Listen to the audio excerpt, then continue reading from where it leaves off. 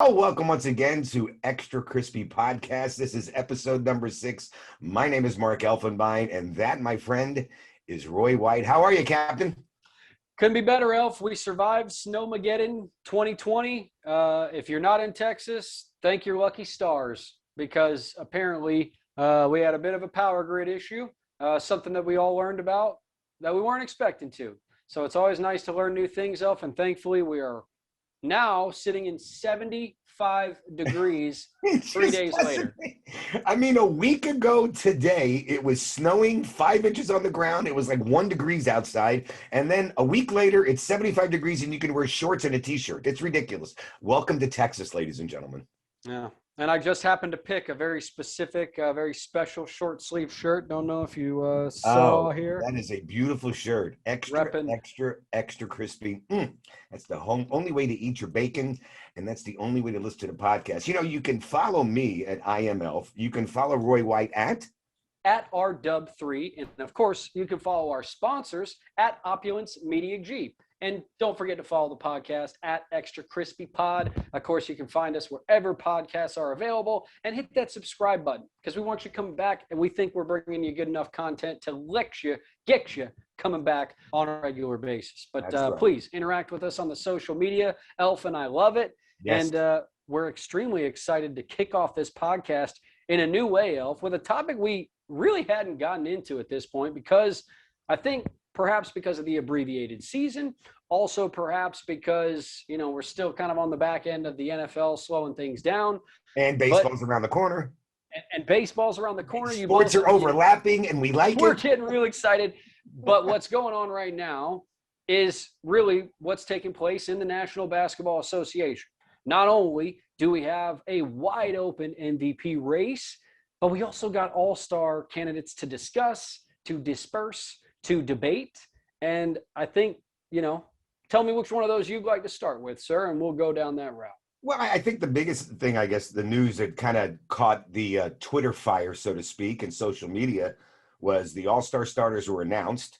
And, you know, look, before the season started, Vegas put this out. I didn't. You didn't. Hey, Vegas said Luka Doncic is the favorite to win the MVP, because everybody was freaking out how great this young guy is and how great he's playing for the Mavericks. And he is exactly all that. He's probably having to do a little bit more this year than he thought he would have to do, because Porzingis has been in and out and the COVID is affecting everybody, blah, blah, blah, blah, blah.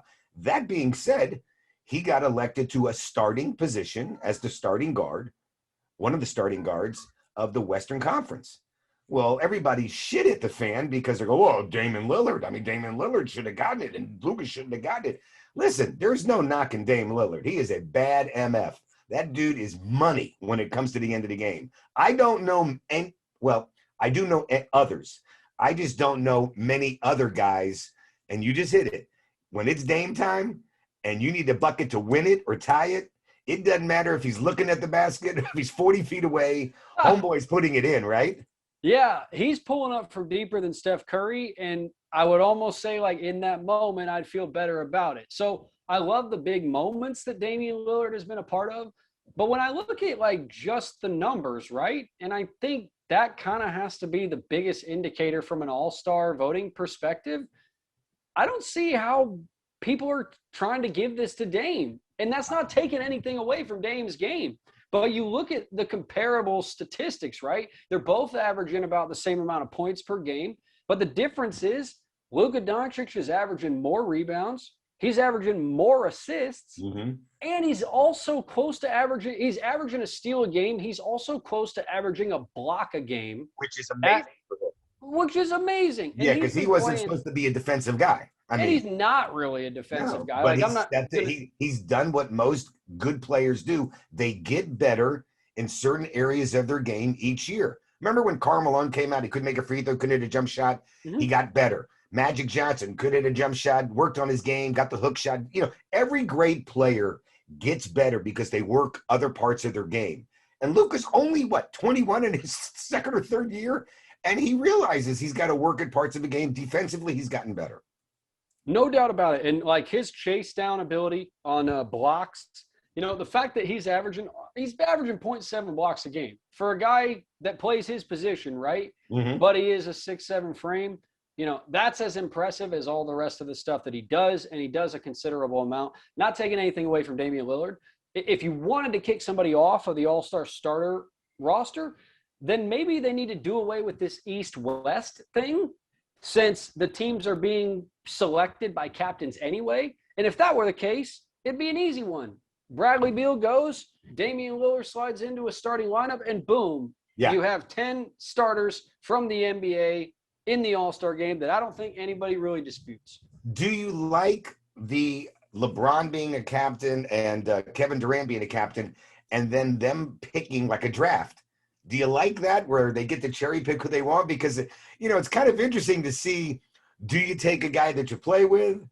Do you take a guy that you want to win the game?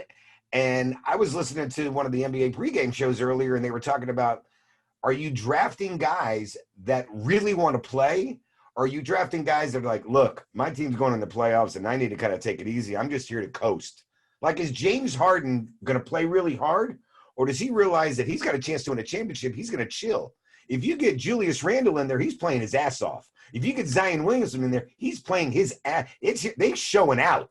But some of the superstars, you got to wonder, if I'm LeBron or Kevin Durant, I don't know how much these guys are really playing to win it this year because of what's going on. The young guys, they're playing to show out. Yeah, I mean, I would assume LeBron is much more likely to draft a team that's trying to win the basketball game. I would think so. Is. I also think LeBron's game overall lends itself to an all-star type of atmosphere, right. Whereas KD's game is, as deadly as he is, as great of a shooter as he is, okay, unless you're pulling up from the logo every time, it's not something we haven't seen before, right? And it's not a outlandish display of athleticism that we're all kind of really looking for in that all-star game. That's why a guy like Zion, might be the sleeper pick of the all-star group, because you're 100% right. He, Julius Randle, the guys that are in there for the first time, they are going to go balls to the wall. Whereas, I don't expect a James Harden to go balls to the wall. No, I don't even really expect, even Luka at his age, I still think he has a little bit of I don't want to say star shock, but he's willing to take the back seat to the established stars that are there. And as a result of that, what will end up happening is, in crunch time, if he and Damian Lillard are on the same team, Damian's probably going to be the one on the floor. And Luka will be the one, watching from the sidelines and happily cheering them on. He loves to play that role. So it's kind of win-win for everybody in that scenario. It's going to be, like I said, it's enjoyable to watch. I think the NBA has changed things up. I think Atlanta has said that, I don't know if they're having fans. But they're doing everything instead of All-Star Weekend, where it was like a Friday, Saturday, Sunday extravaganza. Everything is now, on Sunday, I believe they're going to go TNT NBA tip-off, presented by CarMax, whatever the hell that is. And then you're going to play the celebrity game at 6 a.m. That's what, yeah. Kevin Hart and whoever the hell. Get the skills challenge. Then they might get more people watching it on a Sunday at 6 a.m. than they would on a Friday at 10 or whatever it is. I think you're right. Then you have the skills challenge, and then they're doing the slam dunk at halftime. Here's my question. What is halftime, an hour and a half? What are they going to do? One dunk a piece and that's it? Yeah. I'm just trying to figure out, how the hell are they going to sneak in the dunk contest at halftime? Well, the way guys have gone lately with it, I almost might say, open up both sides of the court, put a 30-second clock, and have them both go at it. I know there's not anything, they're not going against the clock necessarily as much as they are going against attempts. Right. But maybe that's a way you could speed up the process. I do not know, Elf. I agree. The logistics of what they're suggesting doesn't really seem like it's going to be feasible. I do have two guys I definitely want in the slam dunk, whether they've been invited or not. Zion is one. And can we please get Anthony Edwards in there now after what he did this week? Oh, yeah, my God. That guy's been phenomenal. There's been some great performances in the NBA this week specifically, but really this season. And, that kind of, I guess, takes us to our next topic, Elf. If you had to pick an MVP front runner now, you mentioned how Luka Doncic was probably the odds-on favorite in Vegas, but the Mavericks are floundering, still on the outside of the Western Conference playoff race looking in. Meanwhile, you've got Steph Curry looking like he's fully back to his powers, although he might not have enough help in Golden State to get him high enough in the Western Conference. So, when you look at MVPs, right, is there a minimum level that you need to get to from a team perspective to even be considered? I feel like if you're under the 4th seed, you're eliminated by default. And that's the hard part, because how many MVPs have been on a losing team in any sport? Very few. Because if you're an MVP, you've taken your team to that next level, or to the postseason, or to the championship, or close to it. Unless you're like Trout. I think that's where Luka has kind of spoke on that. He's like, look, our team's not doing so well. I'm shooting terrible, blah, blah, blah. I think he may be in the top 10 of the MVP, but I don't think he's anywhere close. I think Jokic was having a great year for Denver, but I think they're struggling as a team, so you have to look at that. Steph Curry has been unbelievable, but the same drill there. I'll tell you a guy that will not get any votes, but he's been unbelievable, but his team is not great. Vukovic of Orlando has been insane. I mean, he's playing unbelievable basketball. But if I had to pick somebody, LeBron is right there. But, man, James Harden and what he has done, and I'm not the biggest James Harden fan, but I think what he's done when he went over there and Kyrie said, oh, hell, you're the point guard now. I ain't going to play point guard. Kyrie tells everybody what to do. Yep. And James Harden's like, okay, I'll pass. I'll shoot. I'll play defense. I'll do whatever the hell you want. And what are they, 9-1 against teams with winning records or playoff teams right now? I mean, look, without Durant. James Harden went to Brooklyn and he convinced Kyrie Irving that the world was round. Yeah. Right? And no one, we didn't think that was possible. Okay. Kyrie Irving's been playing that game for 10 years since he went to Duke playing that game. And James Harden certainly deserves to be up there. Although, I think right now, great candidate. When KD comes back, though, he's going to take away that shine. And they're going to take, it's a classic example of where two so greats are kind of taken away from each other's MVP case. Meanwhile, you mentioned LeBron trying to do it all without Anthony Davis, struggling just a little bit here recently.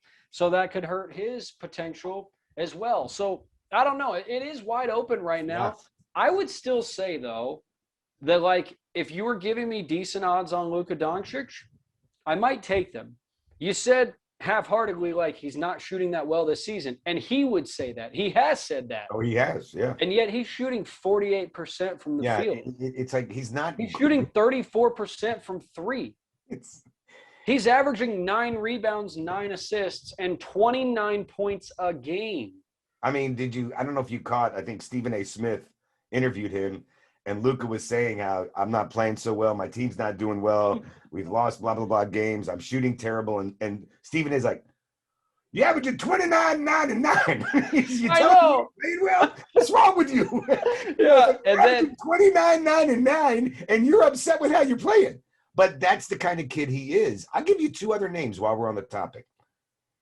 Utah has been unbelievable, but I don't know if they even have an MVP. Mitchell's been great. Okay, ever since Shaq gave him a lot of crap on TNT, he's turned his game around, but they're getting a lot. Jordan Clarkson's been unbelievable for them, the kid off the bench, and then Gobert's been good. Ingles has been very good. But I'll give you another name on the outside, because if you looked at the Western Conference standings right now, you go, well, when did they get up there? CP3. All of a sudden, Chris Paul and the Phoenix Suns have snuck up the rankings, and I know Mr. Booker's the man over there, but CP3 is kind of like Dame, where give me the damn thing in the 4th quarter and let me show you what money is all about. I'll make the big play. Yeah, and now that you mention it, I can't let it go without saying that Devin Booker, probably the biggest all-star snub of the bunch. Shocked that he got snubbed, but I'm glad you brought up CP3, because he has taken the kids in Phoenix and turned them into a bona fide team that you need to be worried about. That is not a team I would want to face in the Western Conference. But then again, I kind of look up and down, right? From 1 to 10, those really aren't teams that I would necessarily want to face in the Western Conference. And I can't wait until we are joined by an announcer of one of those particular teams there in the West that is, or at least in the past has been formidable. I can't wait to hear her thoughts on where we stand on that. Yeah, we're going to get a chance to chat with the one and only great Nancy Lieberman, NBA Hall of Famer, and she now works for the Oklahoma City Thunder on pre- and post games. and does so many things in the community. It's great to hear from Nancy Lieberman again. And joining us right now on the Extra Crispy podcast, episode number 6, is a great friend, wonderful person, does everything inside and outside the community, an NBA Hall of Famer. She works with the Oklahoma City Thunder on the pre- and post-game shows. Ladies and gentlemen, joining us is Nancy Lieberman. Hello, Nance. How are you, Lady Magic? I am fantastic. Thanks for having me on your crispy chicken show or whatever the heck it is. That's the best endorsement we could have gotten right there. Nance, it was about a year ago that your great friend and one of the most amazing people in the world, the great Kobe Bryant, passed away. Yes. And I just wanted to get your thoughts that what it's been like. A year has gone by then and now. And then if you could please share that story of you were supposed to be with him. Well, I wasn't supposed to be on that helicopter, although had he asked me, the timing in life is everything. So let me just start by saying I really appreciated Kobe in my life. He was always very kind, very protective, and I know I can't imagine, what it's like for Vanessa and the girls, not to have him there. He was such an incredible dad, but he was a great husband as well. So I was doing the Pelicans games a year ago, and it was a Friday night, I think the 24th. And, in the studios at Fox, the Spurs games are going on, the Mavs games, everything's going on. So we're in these little cubicles, and one of the guys, I'm not sure who it was Bonner or Greg Buckner, they were like, can you believe that Kobe told a reporter that, there are some women that could play in the NBA? And they were like, and they're great guys and very supportive of us. But they're like, can you believe Kobe did that? And I went, I'm still here. And I kind of looked over, the little, areas, and they turned around and started laughing. I said, so you don't agree? I mean, it's not optimal, but it's doable, because I had to do that in my prime. I didn't have the WNBA. And I played, for the Lakers and Pat Riley in their summer league in 80. I played for Frank Layton in the Jazz in 1986. And I played 2 years in the USBL, which is pretty much the equivalent of the NBA G League. So I know it can happen, but, I'd rather play against people I could actually show my talents off against, which is playing against women. So I joked around, as you know, I'm a little sarcastic. And I went, well, let's just ask Kobe. And I'm like, why did I just do that? So I text Kobe. And, I'm looking at it like right now on my cell phone. So I text him and I said to him, let me pull it up here. I said, what do you think about women, playing against men, especially in the NBA? Do you want to talk about it? And he goes, heck yeah. And this started at about 7:06 on that Friday night. And so I said, he writes me back and he goes, they absolutely could. Reporter was acting like they couldn't. Doesn't mean they need to, but blank, the level of respect, because they're women. So normal. Dudes just think they can just overpower them. It's BS and frustrating as hell. The NBA players would get served up, let alone some weekend warrior ass Joe Blow. And so I'm like, yeah, no, I feel the disrespect. In some cases, it's similar to racism. Some people don't even know that's how they are. But, and then I went on and I said, I had to play my prime against men. And he goes, exactly. I remember nobody talks about you having to play against men. I couldn't agree with you.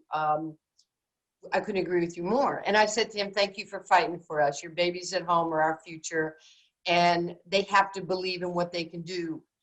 People say what they could never become because they're trying to, me writing to Kobe, blank their mediocrity on us. And he goes, exactly. So I said, now, when do you want me to come out and coach? Because he had asked me this before. And he says, when do you want to come out? We practice every single night. I go, of course you do. They're 13. Right. And I said to him, I will text you next week on the details. He gives me the thumbs up. And so then the next day, so here's where it gets dicey. I had to do an appearance in California, in Palm Springs area, in the Palm Springs area. So I flew out Saturday morning. I had told TJ, my son, that Kobe and I had had this, interaction, and he asked me to come out and coach Gianna's team next week. But we hadn't lined up the exact, date. So I'm in my hotel room on Saturday night, and it's late, and I get a phone call, and it's from Kobe, because Kobe's chop. He goes, okay, let's get this thing lined up. He goes, can you do Wednesday? I said, yeah, because I have TV Monday, Tuesday, then Thursday, Friday.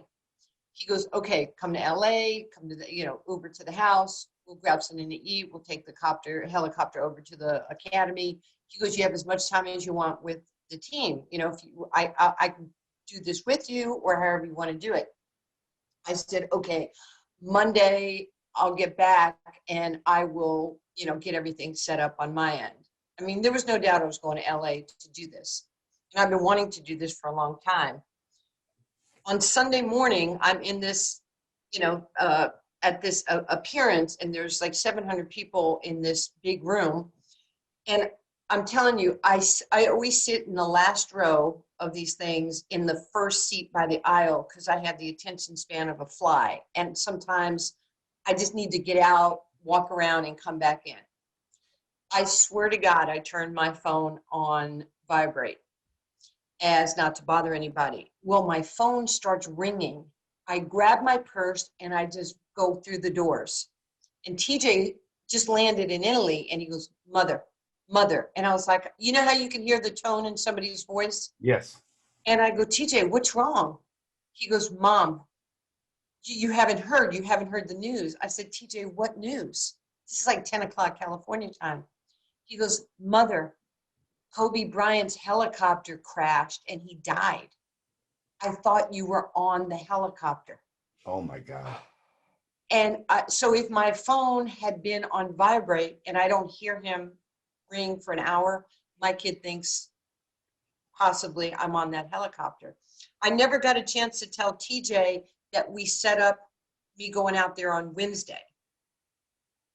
By the time, when he said it, I was at this event. I just burst out in tears. This Secret Service guy grabbed me before I hit the floor, and they took me in a back room. I thought they were going to take me to the hospital because I was hyperventilating. I couldn't breathe. It was that close interaction. And quite frankly, had I not had that appearance, and if he said, hey, come out, absolutely, I would have been there. I wouldn't have waited till the next week. And things, God doesn't make mistakes. And I wasn't supposed to be there that weekend. But it's hard not to pick up the phone and text him or call him, just to shoot the breeze with him.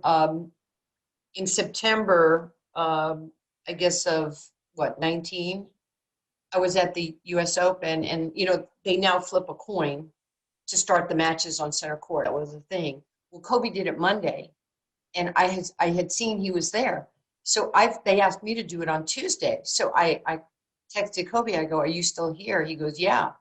I said, so you did the coin toss? He goes, yeah. I said, okay, I'm going behind my back. He goes, why do you have to outdo me? And so, we just laughed. I'm on center court and I'm flipping it behind my back. And that also was a Tuesday. And then Wednesday in the middle of the night is when the ESPN, the magazine, the Body Issue came out. Yeah. And Thursday he goes, you weren't going to talk about this?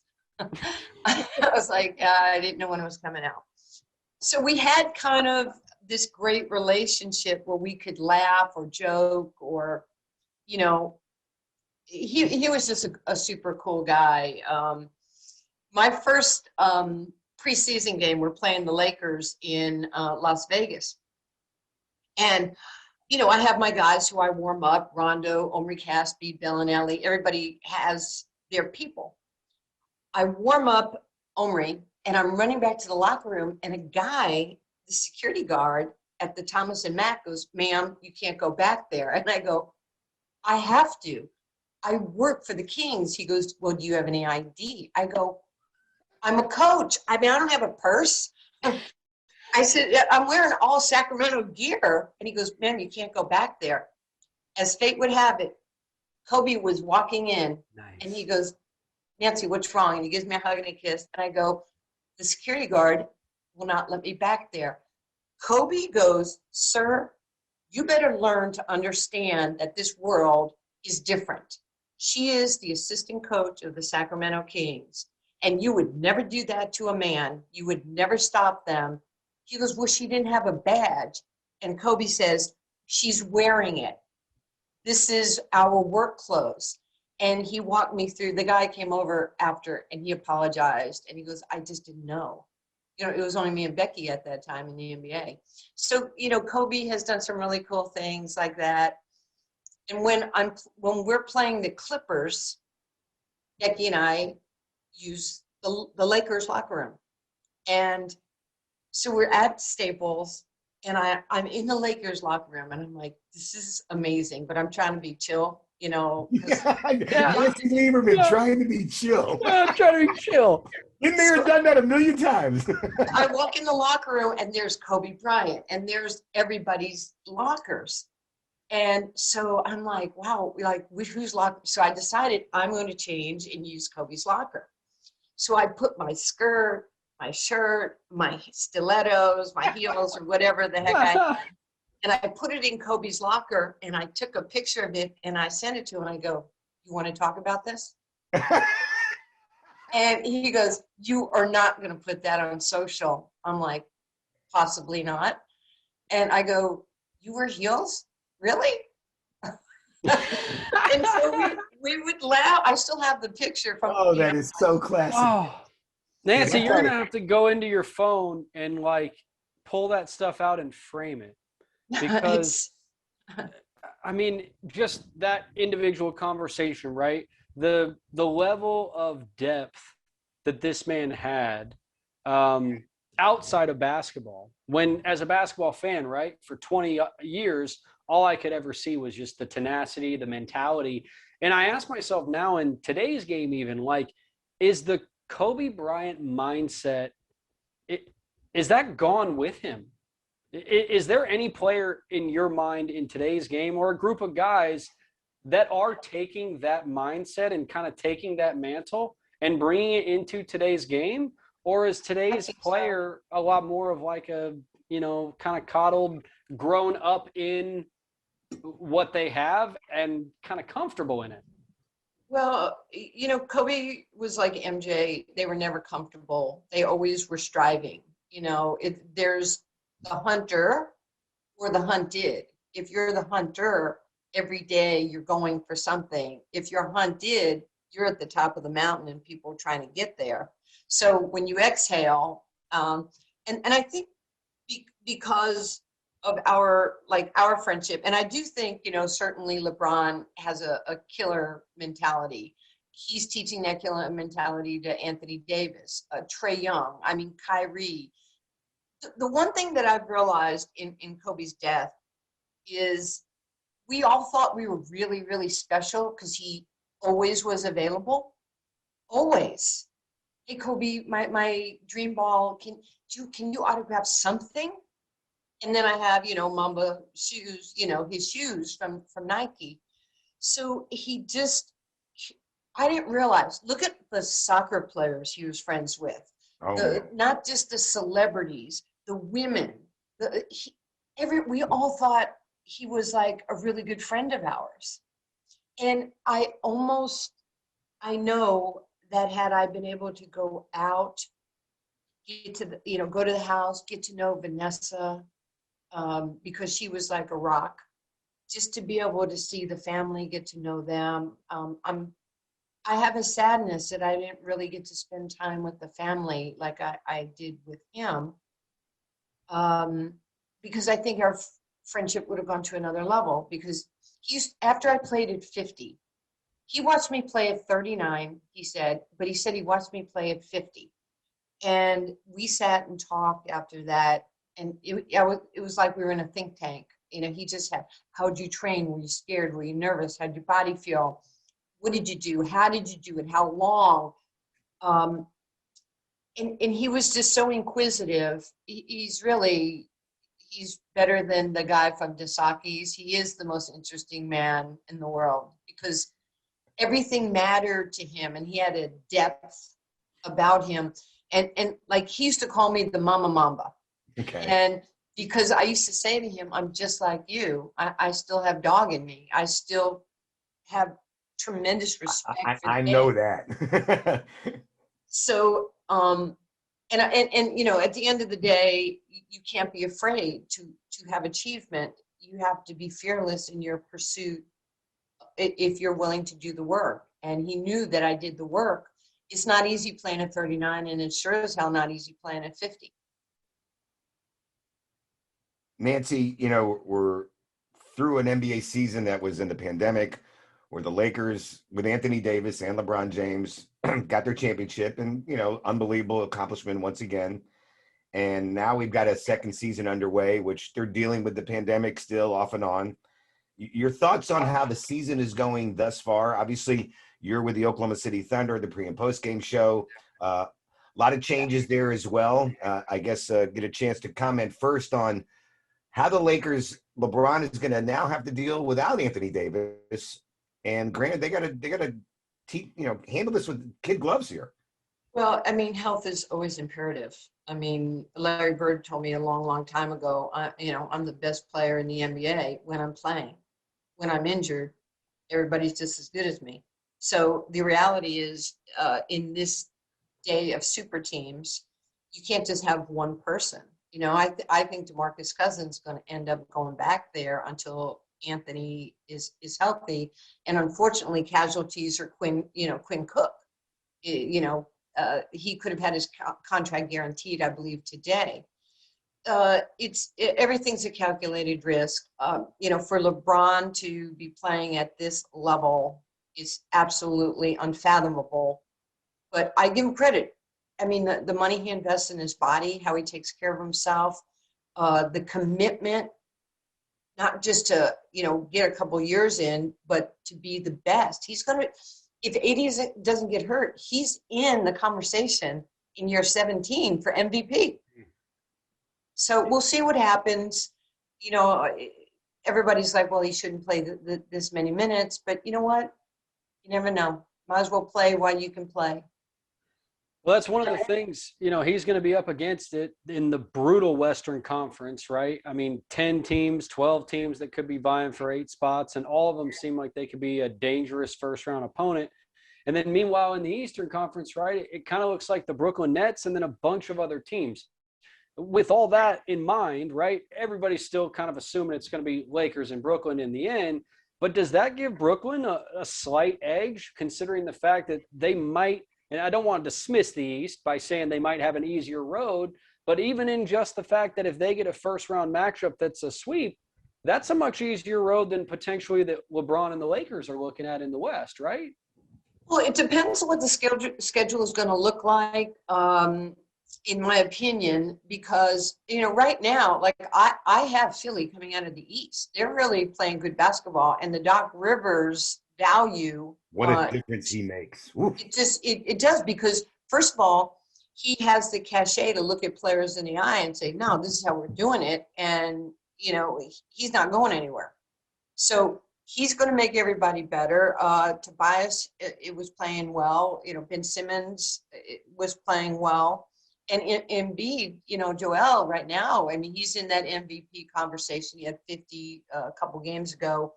You know, yes, Brooklyn is definitely unbelievable, you know, but, you know, Durant hadn't played 5 games.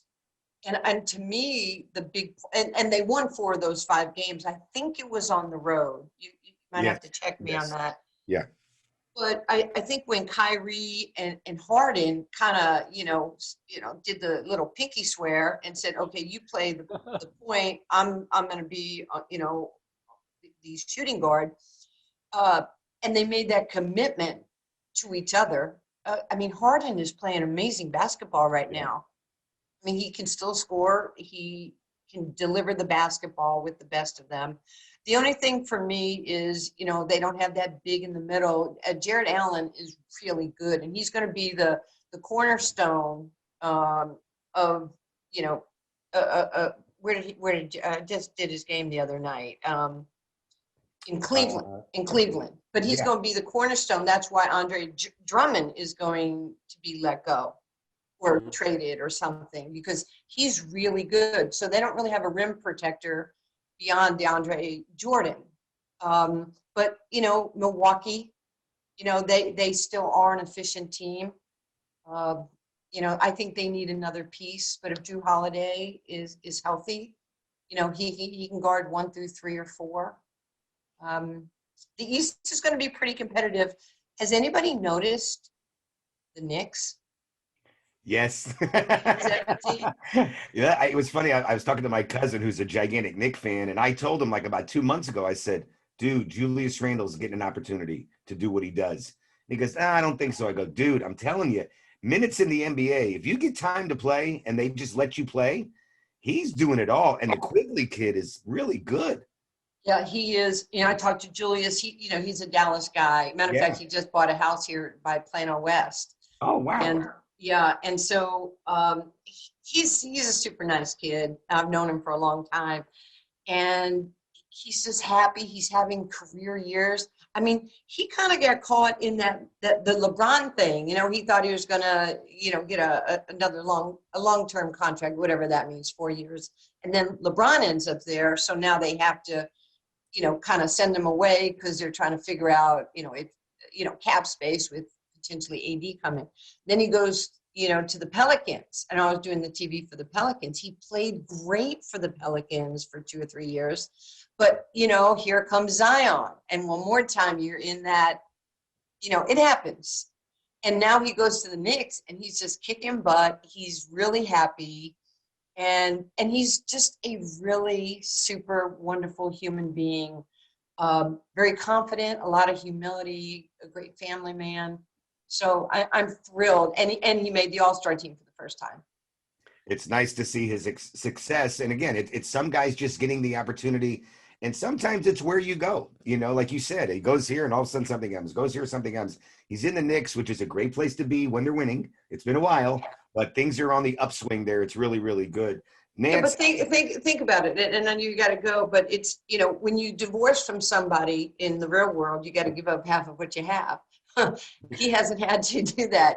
He's gone on, and even though he's been divorced from the Lakers and the Pelicans, he's gone on to continue to make money, to flourish in his career, and to be happy, which is all we could ever ask for in life. So we've had some great players like filling out the NBA for almost 20 years now, right? You mentioned LeBron James at the top of that list, and so many great guys carrying that mantle. But I want to look at like the next generation. And I want to ask you, Nancy, to put you on the spot a little bit. I'm building a super team. I'm starting, but I need to find my cornerstone. And I've got 5 guys all under the age of 22 that I can start that with. Here are the names: Ja Morant, Luka Doncic, Zion Williamson, LaMelo Ball, and who was the last one I had? Trae Young. If you had to start a team with one of those 5 guys, Zion, Ja, Luka, Trae, or LaMelo, which of those would be your pick here at the beginning of 2020? There's no doubt it would be Luka. No doubt. Luka can do. There's nothing he can't do. He's a proven winner. From the age of 13, he's been a professional athlete. Nothing phases him. He's got, as we say, in the gym range. When he steps on the court, he's a savvy passer. He reminds me a little bit like Gretzky. Like he doesn't pass the ball to you; he passes the ball to where you should be. And that is one of the secrets of his success. He can rebound. He's going to become a better defender. Rick Carlisle will make sure of that. He's going to get in better shape. Luka can do it all. I mean, if the game is close, think about this. The game is close for the Mavericks, and I'm talking about within 7, 8 points with 2 or 3 minutes to go, you have a chance to win that game because he has that type of ability. Get to the foul line, hit a long three, get a stop, come down. He's big, he's strong, he's smart.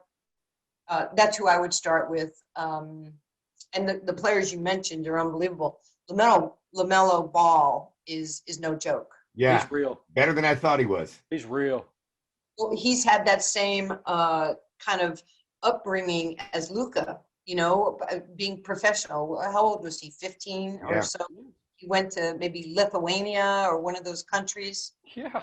So the more experience you have, the more confidence you have, and then he has the physical talent, and he's a really smart player. He would be right up there. Nancy, I've been always wanting to ask you this, and I don't think I ever had a chance to ask this, but I'm dying to know your answer. Who's the best player you ever played against? In any situation. Any situation. Michael Jordan, the year, so it had to be 1993, the year that Michael's dad died. Uh-huh. I was with him at Hearst College in Chicago. He was putting on a basketball camp. And we're sitting in the office and I'm like, where's your dad? Where's your parents? Blah, blah, blah. Oh, dad's just taking a road trip. We played one-on-one in front of the entire camp. And I still have the pictures of, us going against each other. I mean, obviously, he had just won the championship. He had just won the MVP again. Michael was Michael because Michael did not care.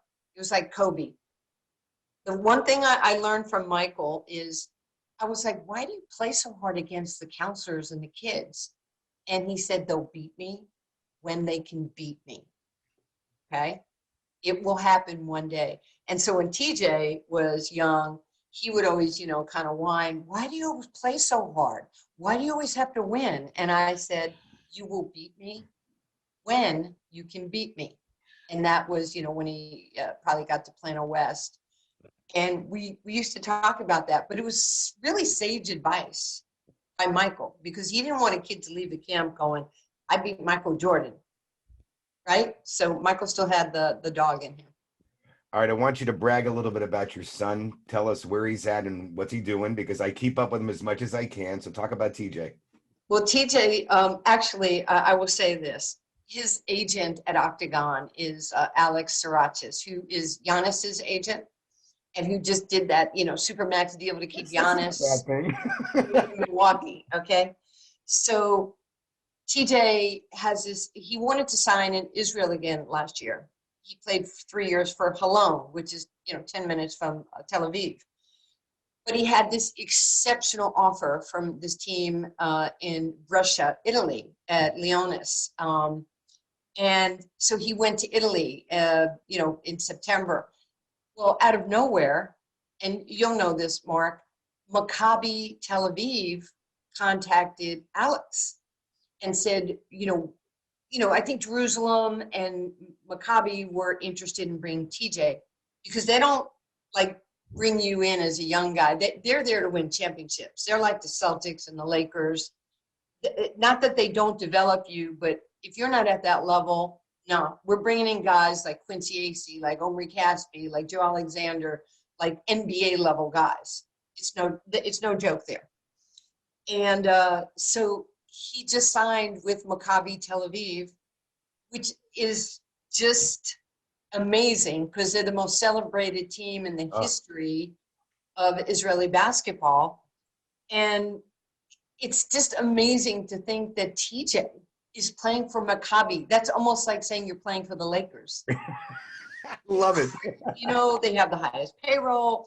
Everything is just a class act. And, to go there and, I've been watching him on TV. Tomorrow he'll play, Thursday he'll play his first Euro League. So it's the NBA, Euro League, Euro Cup, G League.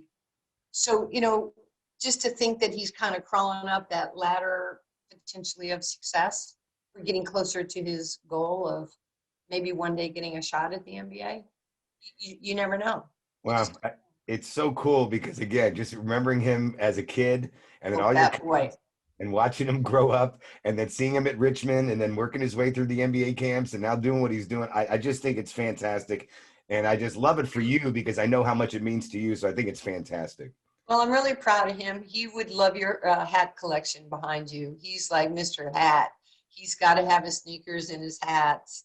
That's pretty cool. Well, you know, you'll appreciate this because you'll remember this. I'm in my old room is my father's office. This is my father's office. I'm at my mom's house. Uh-huh. And there's a picture right here of when you took with my father at fight night. Oh And my my dad gosh. has this prominently placed in his office, his picture with Nancy Lieberman. No, And he thank really you. appreciated that. Hey, tell us a little bit about your charities and all the things you do Well, and how you people know, can get involved. first I'd like to think we're a little bit ahead of the curve, maybe by 40 years, because everything that we've been doing from the undersourced community, underserved communities, those are things that happened to me in my childhood. I was a poor kid growing up in New York, and I didn't have a father, and we didn't have a lot. Um, and so I had some scars growing up because of that. And so when I became a professional, came to Dallas, it was like, I'm going to do something, for the Black community. I'm at the brown community. For everybody. I'm going to help people who were just like me. But of course, people look at me, I'm kind of shined up now, 40 years later. But I didn't wake up one day at like 50 and have a moment of clarity and go, hey, let me help somebody else. I've done well. We've been doing this. We've given over $7 million cash. We've sent Nancy Lieberman charities. We've sent 70 high school seniors to college. We now have 94 dream courts open where we built those parks Those are in so inner great. cities. We have over 4.2 million children on our courts. We have programming, we have STEM, we have civic engagement, we have financial literacy programs, we have networking and mentorship programs. Because if Ali didn't mentor me, if Frazier, Walt Frazier and Willis Reed were my heroes, if those guys didn't mentor me, so many people help me along the way, and we know that we have to be able to, lift when you rise and help other people. So, our programs, we've got, measurables, we've got, metrics, we've got outcomes of all the kids that have gone to college, what they've come back. We help them with their resumes. We're just trying to give them a chance to be more than people thought they could be. We're hope givers. We're not dream stealers. And there were so many Nancy Camp moments of people telling me, Nancy, you can't do this, and you can't make the Olympics, and you can't turn pro, and you're going to be poor your whole life. And you have to have that mentality, that belief system that you can be anything you want to be. And you have to kind of like, drown out the chirping. Just like when I was saying to Kobe, people try to force their mediocrity on us. And we don't want that to happen to the next generation. I don't really care if you're Asian or Black or Latino or Hispanic or Jewish or Christian. I don't really, give a rat's behind. All we want to do is help people and lead. Ali told me a long time ago, the greatest religion in the world is love. And if you lead with love and kindness and empathy, I mean, if we could all just stop the BS politics and divide. They're dividing us. We're not dividing us. They're creating the tension between people that look different. But you can't stop me from loving Deion Sanders. You can't stop me from loving Jay Harris or Muhammad Ali. We know we look different, but you can be inseparable with loyalty and trust. And it all starts with love and kindness and wanting to help people. So that's what Nancy Lieberman Charities does. And go to our website, nancyliebermancharities.org. If we hit your heart, if you think we align with your passion or what you want to do, then join us. We want to be a super team. and we can't do it without people's help, donations. I once asked Warren Buffett, I said, why did you give Bill Gates like, $33, million dollars? And he said, because I thought he could do better with it than I could. I was like, wow, I know you longer and you can't give me 1 billion? Really? That's unacceptable. Give 33 million to this guy, but you can't give me 1 million or 1 billion? Oh, that is so great. So every time I see him or I've talked to him, he's like, do not ask me that question. I'm like, okay, but I'm not over it. Nancy, listen, you have always been such a great friend and such an incredible leader in the community, outside the community, wherever you go. People love you. And I love you. I think you're the best. And I cannot thank you enough for joining Roy and I on our podcast. You're our second guest. We had Drew Pearson last time. Oh, I have another Hall of Famer. Nancy. Hall of Famer. Yeah. So proud. Nothing but Hall of Famers on this podcast. It's, you know what, the Hall of Fame just means that you serve the game the right way. And it's the game saying thank you. It's very humbling. I can tell you, no matter how great you think you are, when the Hall of Fame calls, and I'm sure he was waiting a long time to hear David Baker, right? Mm-hmm. With the nom. And or waiting by the telephone for John DeLeva at the Naismith Memorial Basketball Hall of Fame. So I'm really proud for Drew. It's pretty incredible. It's pretty amazing. All right, I can't help myself, Roy White. I got one more thing for Nancy. And I saw this today, and I thought of you immediately, okay? So you get one shot. Each location on the court is worth this amount of money. Ready? Mm-hmm. The layup is $50,000. A free throw is $100,000. Top of the key is $500,000. A wing three-pointer is $750,000. And a corner three is $1 million. Which one are you taking for your charity? I'm going to take the corner three. It's the shortest. See, I love that. Shot. I think that's the easier shot. It is. I would take the corner three. I would double down on myself. That a girl. Take the corner three. With the money And ball. a lot of people would get a lot of money and change the trajectory of their lives because whatever I have, we're given. Outstanding. Nancy, thank you so much. Stay well. Send my best to TJ. I will. Thank you, guys. Thank you, Roy. I really appreciate Thank you so much, you. Nancy. Mark, Thank you for letting me hear your stories because, just listening to YouTube chat and catch up a little bit is really, it was awesome. So thank you so much for your time tonight. My pleasure. Good luck with the podcast. Okay. Thank you so much, Nancy. Stay safe. Bye. Bye. We will keep it extra crispy for you. Please do that. The Extra Crispy Chicken Podcast, Elf. How about that? I don't hate that. Oh, my gosh. I don't hate that. Especially if a Hall of Famer is giving us that name. If a Hall of Famer is going to give us that, then it's unbelievable. So I like to tell stories, right? Let me tell you another story with Nancy real quick. So she has her Dream Ball Gala at the Bomb Factory in Dallas every year. It's a very, very big fundraiser. And, I've asked her to MC things for her. Whatever she needs, I'll be happy to help. And I said, well, come over to my house and we'll go over it. I said, you want me to come over to your house? She goes, yeah. Okay. So somewhere in Plano, I went over to her house and I get there, gorgeous home and everything. And we're there and we're talking about the big event. And she takes me upstairs. I thought I've seen people that have things, collectibles, memorabilia. In my life, you don't realize how big time somebody is in terms of famous. Gretzky, Tiger, Jordan, Ali. I mean, she had 2 of the original bleacher seats from Yankee Stadium autographed to her by Derek Jeter on each seat. Okay? I mean, it was just insane. So fast forward, we get to the Dream Ball is coming up, and I thought she was going to ask me to MC it. And she says, no, I want you to be one of my guests. I said, what do you mean be one of your guests? She goes, no, I want you to be one of the people that I invite. And so they have a red carpet you walk on and you do the whole thing.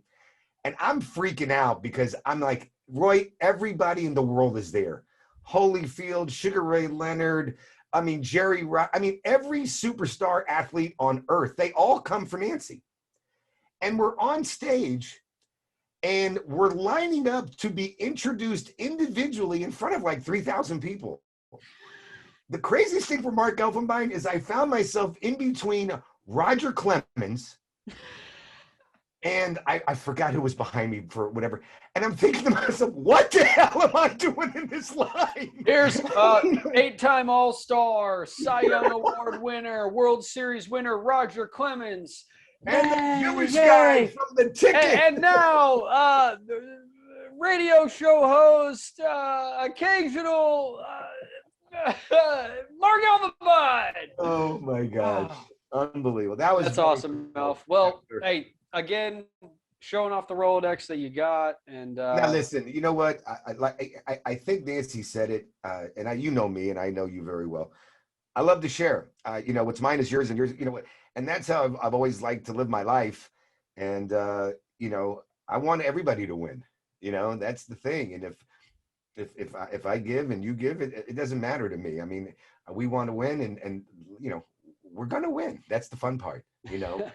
And I'm going to take that corner three for the million. Amen. Where are you taking the shot? I would think you're a top of the key guy. I mean, or maybe a wing. I'm balancing the guarantee.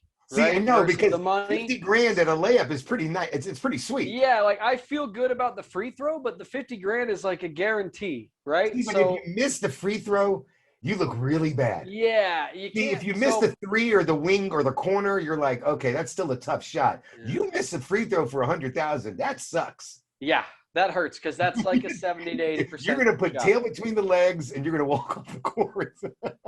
No question about it. Oh my goodness. All right, let's get to some NFL, because as much as you and I think NFL is an ending season, there's no such thing. It's 360, 24/7, and boy, it does not stop. That QB carousel is swinging wildly now. And finally, Elf, we got some resolution. In Philadelphia, the first domino to fall, right? The Philadelphia Eagles trade away Carson Wentz, the former number 2 overall pick, which means the number 1 and number 2 quarterbacks from the 2016 draft, both now gone from the teams that drafted them. And in this case, Elf, all they got back was a 3rd rounder and a conditional second that could turn into a first if Carson Wentz takes 75% of the snaps with Indy. Now, I expect him to do that because I don't see them necessarily having much better options. And from the Philly side of things, they got to be kicking themselves as to this being the amount that they could get. This was the most that they could get for a former first-round pick. But the reason that is the case is because they gave him the stupid money at a stupid time. Yeah. I mean, they dug themselves a hole, and now they're having to dig themselves out of it. But they must really love Jalen Hurts, and the thing is do they really? Well, I don't think they do. I don't think they do. I just think they don't like Wentz. Well, yeah, the Wentz thing I think is pretty obvious. I mean, because the whole thing fell apart, and we knew that he had lost the players, he had lost the locker room, and once you do that, once you've lost the locker room and you've lost your teammates, you're dead. Yeah. Okay, and they tried to make nice by getting rid of the coach and not the player. Bullshit. That it was gone. Now it was a wasted bullet, by the way. Like they could have. Yeah. Now that Wentz is gone, why wouldn't you want to keep Doug Peterson? I don't know. That doesn't it doesn't make a lot of sense. So Hurts is apparently their guy. It's going to be so interesting to see what they do at 6. For now, if Zach Wilson or somebody's just sitting there, do they even think about it? Now let's take the other side of the coin. I think the Colts are sitting pretty, and I think Carson Wentz has got to be feeling like $1 million right now because he's going to a situation that's almost perfect. They've got a great offensive line. They got a good running game with Jonathan Taylor. They got some nice receivers. They got a good defense. And they're not going to say, Carson Wentz, we need you to win every game. No, they're going to say, Carson Wentz, be the guy you were 3 years ago. That's all you need to do. That's it. Now, does that mean it's going to translate into playoffs? It could. They tell me it's a mental thing, right? That's what everybody's saying. It's a mental thing with him. Go hire a freaking psychiatrist and put him in a room for an hour and a half. What do you want me to tell you? Well, winning conquers everything. Okay, Roy White. they say it's a mental thing, Elf. Do you agree that it's a mental thing? Because I don't. I don't think so. I think it's, look, winning conquers all. Winning is contagious. Momentum is contagious. And when things started to fall apart in Philadelphia, there was no stopping it. It didn't matter. One guy got hurt, another guy got hurt. This guy dropped the ball, that guy dropped the ball. It just fell apart. And then it got into your head. But winning does the same thing the other way. All of a sudden, you can come from a bad organization and team starts winning. Haven't you ever seen it when a guy goes from a bad team to the Yankees, all of a sudden he's a good player? When the guy goes from a bad team to the Lakers or the Celtics, all of a sudden he can start hitting the shot. When a guy goes to the Red Sox or the St. Louis Cardinals, all of a sudden, where did this come from? Yeah. It's because he's surrounded by other great players and a really great team and a better organization. But I'll be honest, I don't think that is the case in Indy. I know that feels like the case, that he has good weapons. But let's break those weapons down. Okay. T.Y. Hilton, all right, coming off of a little bit of a renaissance season, but quite honestly, if he didn't have the season he had a season ago, he would have been a forgotten man. Right. Michael Pittman, the second best wide receiver on the team, refused to give up his number 11 jersey for Carson Wentz. He doesn't have enough respect for his new quarterback to be willing to give him his number. I mean, right? He's got to be friends with somebody in Philadelphia. Right? I mean, I would think Carson Wentz could pay enough to get that number if he wanted to. But the fact that he's maybe unwilling to or hasn't stepped up to do it yet, already perhaps a rift in the – but in addition to that, Elf, you mentioned the offensive line. Anthony Costanzo, the perennial All-Pro, gone. Just retired this week. Yep. So there was an article written in Pro Football Focus about not only the cost of what the Colts gave up, the draft picks, which not substantial. That actually feels like less than maybe what Carson Wentz was going to get. But they're going to pay him $25 million in 2021. That's more than they paid Phillip Rivers a year ago. Yeah. And I think Phillip Rivers probably would be a better option. And there might have been better options in free agency for less than that money, and they wouldn't have had to give up the third and potentially first round draft pick to get it. So I still have a lot of questions, and it's not just about the mental part, Elf. It's about the fact that even in Carson Wentz's MVP season, right?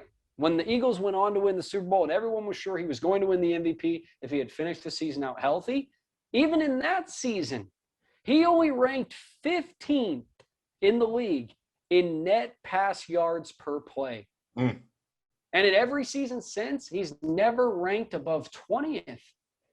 That is sincerely concerning to me, especially, make all the excuses you want about how the offensive line fell apart for him, but he had decision-making issues and he had accuracy issues inside of a clean pocket that I don't necessarily think extra time is fixing with him. No, like I said, it's going to be very interesting to see what happens. I think for Philadelphia, they had to do what they did. They got what they could. I think they could have maybe should have gotten more, but they got what they got. I think Indianapolis is happy, but because there are so many other quarterbacks dancing around out there, veteran guys, second string guys that are looking to be starters, that are all out there, I think it's going to be very interesting to see, what happens there. But where the cards fall. There's another quarterback I would like to mention to you that seems to be off the market, or at least for now. Ben Roethlisberger of the Pittsburgh Steelers met with Art Rooney, and apparently the conversation went well. That's all we're going to hear. It went well, right? But we got reports right after that conversation that apparently Ben was told the Steelers do want to bring him back once they figure out their cap situation. Now, that could be code for, hey, we want to bring you back, but not at the price you're at. So if you're unwilling to come down, then we might be willing to part ways with you. Yeah. I think I saw something earlier that, he has said through his agent that he's willing to rework his contract and stuff like that. Okay, I get that. And if he reworks it, that benefits the Steelers, not benefits him. If he really takes it off his chest and says, okay, look, I know I'm at the end of my career. I want to hang here. I know going somewhere else is not going to be to my best interest, and I'd rather finish up in Pittsburgh, and I'm willing to do this for the team. Then Pittsburgh might say, okay, you come into camp in shape, like you should, come in healthy, and we'll let you roll as long as we can roll with you. But we're looking for another quarterback to start building with because we have to. I don't think Well, they can afford to wait. I mean, they don't. Who's behind him? Nobody, right? The Dobbs kid, is he still there? I don't think so. no, I mean, look, who was it? The racist, the one who got into a fight with Miles, Rudolph, Oh, right? No, yeah. I'm kidding. I shouldn't label him that way. I No, don't know if he said it or not, but it's Spaghetti. funny offhand thing there. The former Cowboy, Yeah. Mason Rudolph. Like if I'm a Steelers fan, and I think a lot of Steelers fans are like really apprehensive about this news. Do they really want him back? When you look at that defense that has all the talent in the world, right? And really a Steelers team that in 2020, I don't think many expected to be at the top of that division. And lo and behold, Ben Roethlisberger winds up, winning his 8th division title as a member of the Pittsburgh Steelers, despite the fact that at some point this season, he wasn't sure if he could throw the ball more than 10 yards down the field. Right. Right. Yeah. And I think the other thing is regardless of who the QB is in Pittsburgh, I would go call Lynn Swan and say, can you tell these guys how to catch the freaking football? Yeah, please. I mean, right? Because as talented as some of these guys are, they were dropping the ball left and right. So I think that's another thing they have to worry about in Pittsburgh. But interesting situation happening there. And then, of course, the Dallas Cowboys continue. I think the terminology I've heard was they keep kicking the can down the street to see if they can just, I mean, it's beyond mind-boggling now how they have screwed this whole thing up. And at what point does Dak Prescott look in the mirror to himself and say, okay, look, I have been a model citizen. I have been a leader on the field. I've been a leader off the field. I have done everything they've asked. I have won games. I have played hard. I have performed. I have done blah, blah, blah, blah, blah. And they keep pissing all over me. And at what point do you say, you know what? I know being a Dallas Cowboy quarterback is pretty awesome, and the endorsements and the future things is great. I'm not winning. I saw a stat, Roy White. I couldn't believe I saw this the other day. From the year 2000 to now, it was NFL teams with the most postseason victories. The Patriots had 30. The next team behind the Patriots had like 18. The Dallas Cowboys since 2000 have had 3 postseason wins. 3. Jesus. That is insane. And if you get rid of Dak, what are you going to do? You want to start all over again? You've kind of built this team around him with what he does and what he does best, right? He can throw the ball better than I think a lot of us thought he could, right? He's gotten better throwing. He's always been able to run the football. You got some guy named Zeke back there. You got great wide receivers. I think they got a couple of pretty good tight ends. The only thing they have to worry about is we may have to fix that offensive line a little bit. Heard reports about Tyron Smith is getting healthier. That means he'll play 5 games. Okay. But it's defense, right? Even if Dak Prescott's there, he can't intercept passes and sack the quarterback. I know that.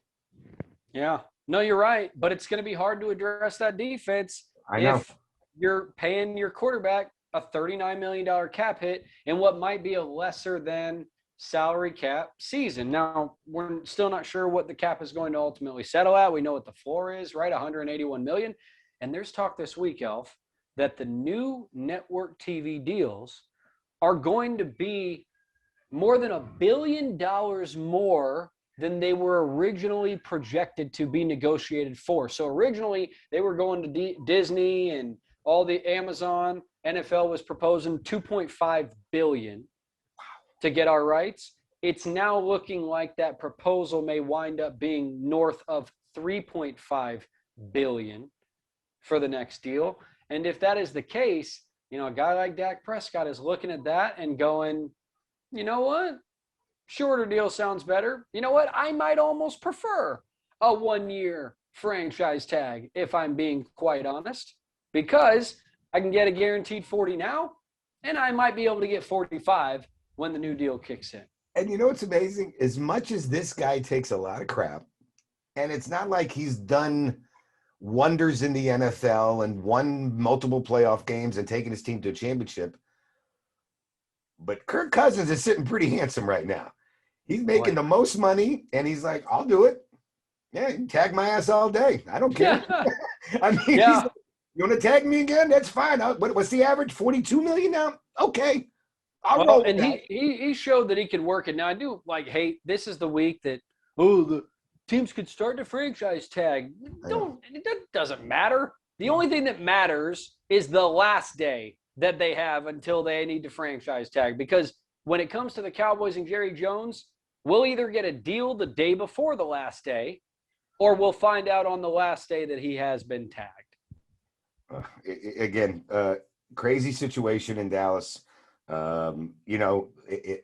What's your gauge on it, by the way, versus him getting long-term deal or tag? And we should do this maybe every week with him because, I think the conversation does waffle a little bit. I am still in the camp that says 70-30, he is tagged over him being signed to a long-term deal.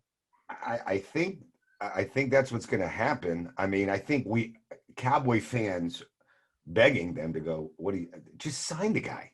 What the hell are you waiting for? You blew it 2 years ago. You could have done it for less, but you blew it. Okay. So now, because they gave it to Zeke and they gave it to DeMarcus Lawrence, which I'm not arguing about DeMarcus Lawrence. Zeke can be argued. Jalen Smith, they'll be arguing for the next 20 years. What the hell did you give him money for? He swipes when the wind blows, okay? I mean, so it just doesn't work. But I think Dak is going to wind up getting tagged. And then Dallas is just going to have to start restructuring deals like they do all the time.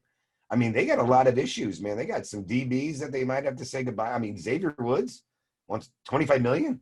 Oh, they're saying bye to every single one that's not Yeah. on the roster right now, in my opinion. Cheeto, Xavier, gone. Brown, gone. Gone. Pretty crazy. Couple other little nuggets in the NFL. I saw that Deshaun Jackson, Cowboy killer and New York Giant killer out there. Something tells me he'll wind up going somewhere. Look, if Antonio Brown can make his way back to the NFL and get on a Super Bowl team, Deshaun Jackson, you can't teach speed. And he'll find his way somewhere, somehow. That's literally kind of the place I thought, why would Tampa not be a good landing spot? Right. They got Godwin on the inside, they got Evans on one side, and they'd have a burner on the other side in Deshaun Jackson. That would be awfully difficult to defend against. But something tells me I just see him in a Raiders uniform. I see Deshaun Jackson somehow in Vegas with John Gruden and little Chucky. Well, okay, so you're seeing Deshaun Jackson in Vegas, not buying that the Raiders are looking to give Derek Carr a long-term deal and possibly try to move Marcus Mariota while his stock may be high as a potential backup / fill-in starter. The funny thing is I like Mariota. I do. I like him. I don't think he's great, but I think he's very good. And Derek Carr is just a weird situation. I mean, I'm not sure. I'm not sure who he is. I mean, it's not like he has flashes of greatness. He doesn't even have flashes of greatness. He'll have sparks of some kind of good. Yeah. Not great. He'll have a spark of good, and you're going, okay, I've seen okay, average, a little good. It's when you see sparks of greatness in somebody, you're willing to go, okay, you know what? There's something there. I don't know if it's there with Derek Carr. I think you mentioned the perfect comp earlier in this conversation. Derek Carr is just a younger version of Kirk Cousins. Okay. Yeah. Can't argue there. Right? Good enough to get paid by somebody, good enough to be a starter in the NFL somewhere, but not necessarily good enough to carry an entire franchise and not necessarily the guy you would want to be putting in there if you were cheering for the football team that he was quarterback. So the NFL draft is, a month or so away, something like that. Yeah. And, lots of people talking about drafts. And all we've heard is, the quarterbacks, and that's been the thing we're all going to constantly hear about is, Lawrence and Zach Williams and Zach Wilson and Fields and Mac Jones and blah, blah, blah, blah, blah. I saw a little report today, and these two guys, because when you think of the best wide receiver, you think of the kid from Alabama, Devontae. Smith. Yeah, right? Devontae Smith, right? Heisman Trophy winner. But Jamar Chase is the guy from LSU that everybody's raving about that's going to be drafted higher.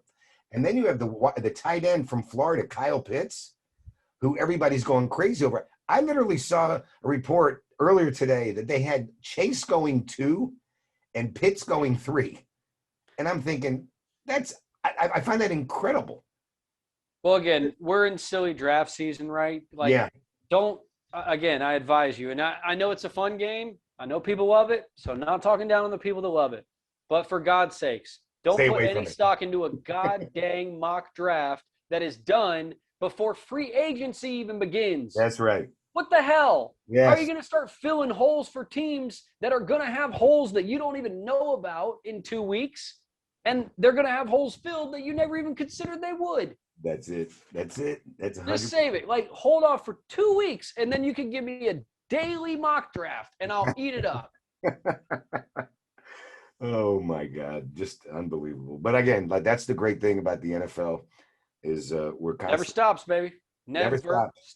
Never stops, and it's going to be fun to keep our eyes and ears on everything. That's for sure. All right, we know that pitchers and catchers have reported, and we got some baseball items to chat about a little bit later on. I know the bare ass moments. I know of one that we'll get to a little bit later on. At least I think. Oh yeah. You sent the perfect nomination. Okay. Probably the odds-on favorite right now, but you haven't heard my other two, Elf. So Oh, I know. See, that's what I love about the Extra Crispy podcast, because just when I think I have my bacon extra crispy, Roy White puts it in the oven for just a little bit longer, and it's just a little bit more crispy, and I like that. Yeah, give me that color, Elf. Give me that darkness. I want the darkness on the bacon. I want the crisp on the outside. I even really want the burnt edges, if I'm being honest with you, because that's how you know it's good. I think I told you that I was at my mom's this past week, and I was making her bacon, and I put it on a baking sheet in the oven, and I cook it that way. Yeah, buddy. And I'll That's the flip way it I over. do it. Yeah, and I just turn it over, take it out, put it on paper towels, and let it dry out. Well, I believe I forgot it was in the oven. Oh, snap. And it was as black as, it was as burnt as I've ever seen it. And I took it out and I showed it to my mom, and I'm like going, would you still like the bacon? She goes, oh yeah, listen, it's crispy. It's got the bacon flavor. And she goes, I can crunch it up and put it in a salad. I can mix it with my eggs. I said, okay, you go ahead. 5 minutes later, I walk in the kitchen. She goes, it tastes point. Oh man, I need more Mother Elfenbein stories. I think. Oh, okay, yeah. We'll have to get Mama involved. That's for sure. Especially if you're going to do that voice, because I'm a fan of that. Oh my goodness gracious! Oh Lord, have mercy. Well, if it's time to get to the nominees, right? Bare ass moment of the week. These are the folks who showed their bare ass to the world this past week in the most embarrassing fashion. So, of course, we've had previous nominees like Gorilla Glue Girl, who got her hair stuck and had to have it surgically removed. We've had the New York Mets be nominated not once, but twice, thanks to their enormous amounts of sex scandals.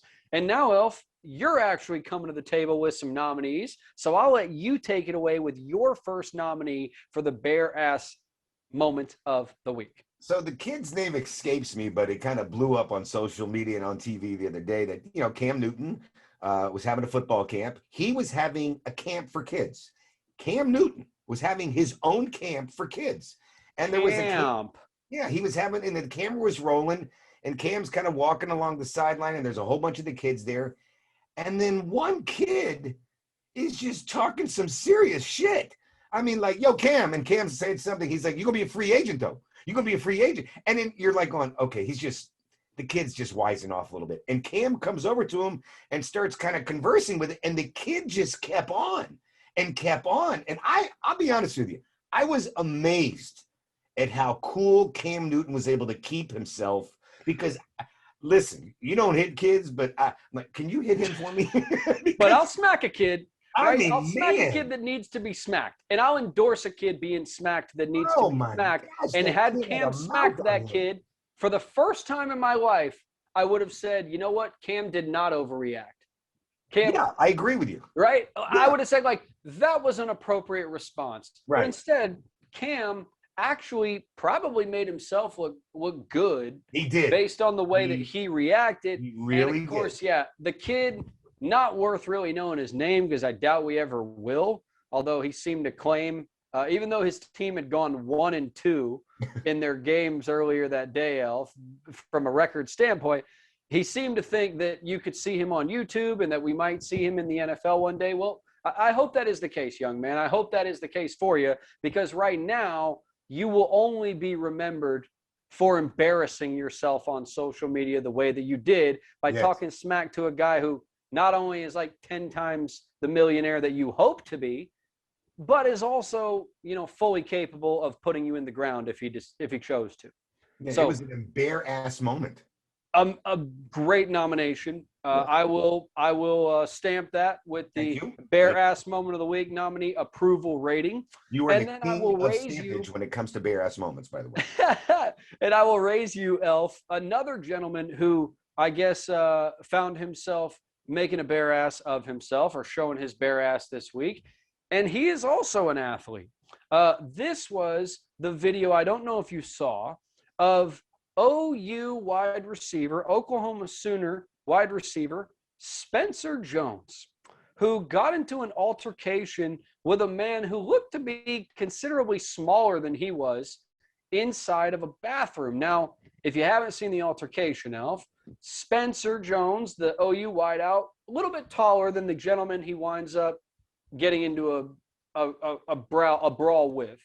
But it seemed to me that Spencer was the aggressor in this situation. Now, I know we can't take everything necessarily from, a 30 or 60-second video clip, but based on what we see, Spencer is the one putting his finger in the gentleman's face, and Spencer is the one that ultimately makes first contact with the young individual who, after getting his face poked by Mr. Jones, looks at his friend on the video and then very quickly decides, I'm not having this, and proceeds to beat the living hell out of the bigger, what looked to be taller, stronger Spencer Jones.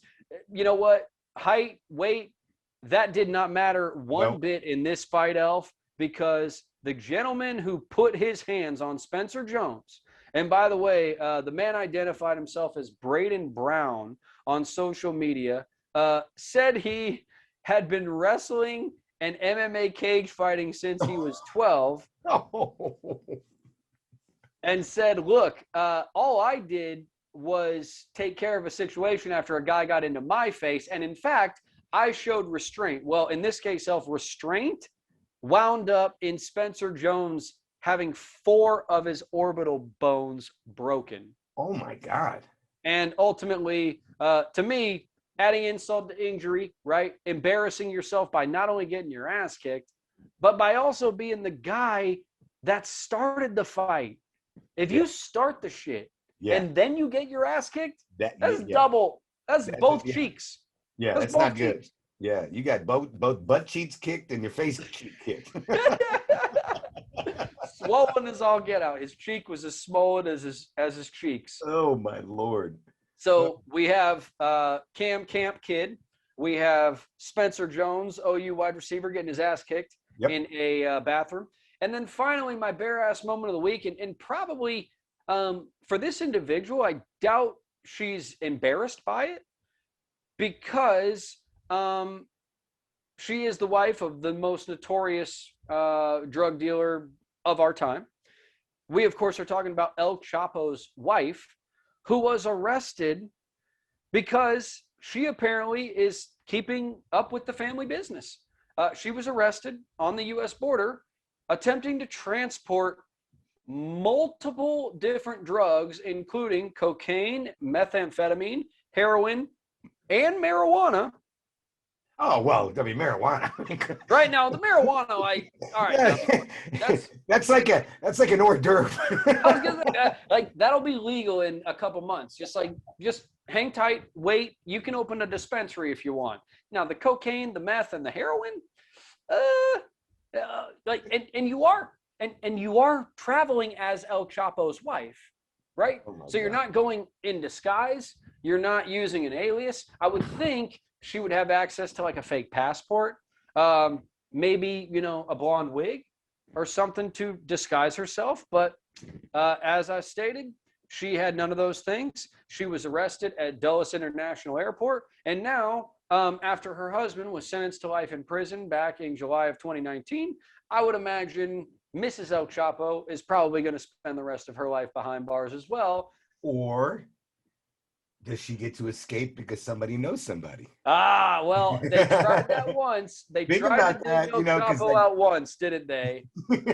And they have wound up catching him. Now, I guess there's the off chance that they might let her out if she's willing to do like her own reality show or something to that effect. Yeah, somebody's going to get a hold of something, right? Yeah, I hear that's like super popular. But, unless she's willing to go Kim Kardashian on a camera, I don't think she's probably finding a way to get herself out from behind bars based on those charges.